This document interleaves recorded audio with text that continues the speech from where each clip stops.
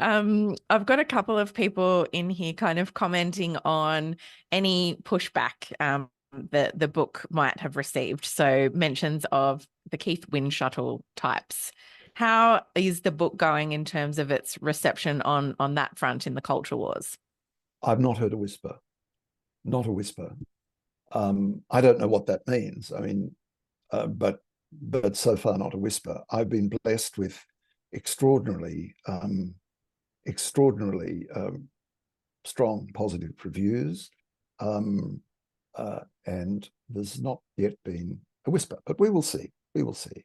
I've had some wonderful correspondence with people who have pointed out little details that I've got wrong in the book.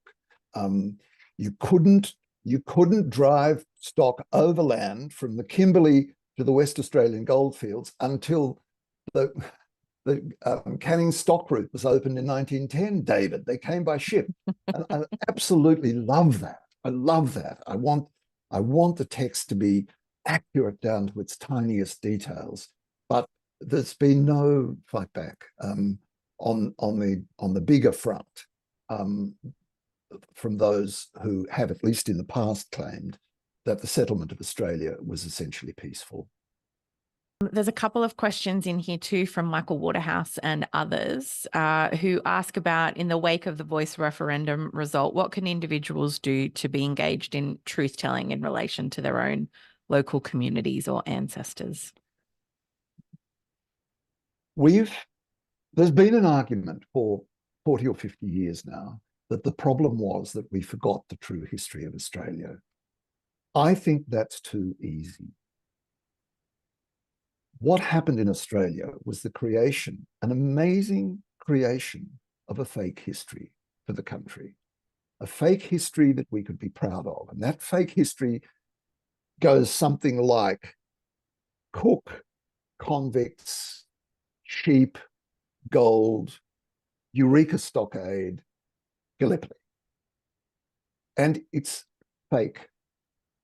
And I think the thing that we most need to do in Australia at the moment is to understand that we've been fooled by the history, by the official history of this country. And it's happening everywhere. We're just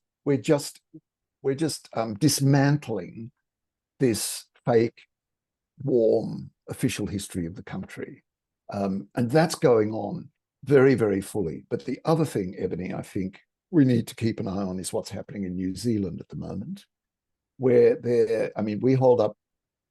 New Zealand is held up as an example to us because of the decision in the 1970s to actually respect and enforce the Treaty of Waitangi.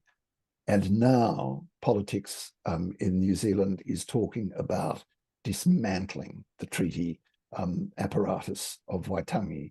And we do need to be reminded that great reforms, great changes for the better can be dismantled. We haven't got there yet, but we look across the ditch at New Zealand and they're walking backwards. And this is an alarming thing. We have to learn about the history of the country and understand the contemporary politics. Mm.